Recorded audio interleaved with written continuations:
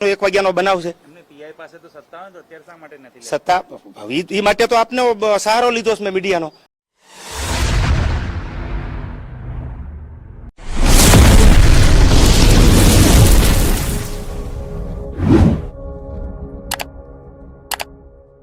દેવાયાતના એક સાથે બે પ્રોગ્રામના લીધે થઈ રહ્યો છે વિવાદ. દેવાયાત ભાઈનું કહેવું છે કે બનેજગયાએ હાજરી આપી હતી છતાં પણ તેમની ગાડી પર હુમલો કેમ થયો તેનો તેઓ જવાબ માંગી રહ્યા છે. તો જુઓ આ વિદ્યમાન અને તમે મારી ચેનલ પર આવ્યા હોવ તો ચેનલને સબસ્ક્રાઇબ કરવા વિનંતી. લીધો છે મેં મીડિયાનો કે તમે જાહેર જનતા સામે મૂકો ન્યાય શું છે ને અન્યાય શું છે. તો ન્યાય તો મળવો પડે ને. આજ આ કૃત્ય દેવાયત ખવડે કર્યું હોત તો 3 કલાક નો થાત, ગુનો દાખલ થઈ જાત.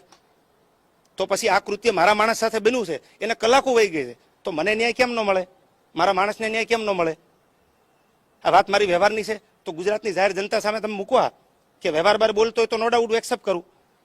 ગાડી પણ મારી પાસે નથી તો કેમ હજી સુધી ગાડી ગોતવાનો ગયા, કેમ આરોપીને ગોતવા પોલીસ નથી જાતી? તમે અત્યારે હાલ ચાંગોદર પીઆઈ ને મળ્યા છો, હા. પણ ફરિયાદ લેવાઈ નથી લેવાની, હજી નથી લીધી. આગળ શું પગલાં લેશો? આગળ પગલાં એ લેવા માટે છે કે મેં રિક્વેસ્ટ કરી કે આટલી કલાકો વહી ગઈ, તમે કોઈ પણ જાતનો હજી જવાબ આપ્યો નથી, તો હવે જે કાંઈ પ્રોસેસ થાય હું જોઉં છું, બાકી આગળ ઉપર હું ગૃહમંત્રીને મળીશ.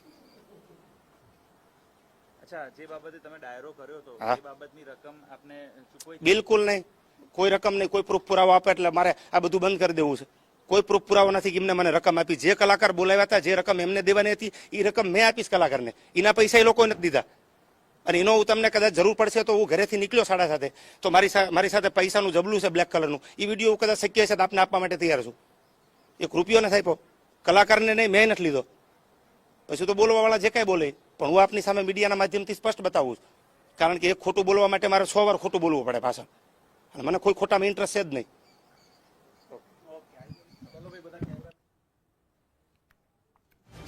તો જે રીતે સમગ્ર મામલે ડ્રાઈવરે હુમલાખોરના નામ પણ લખાવ્યા હતા અને પોલીસ તપાસ અને ફરિયાદ થાય તેવી દેવાયત ખવડે માંગ કરી.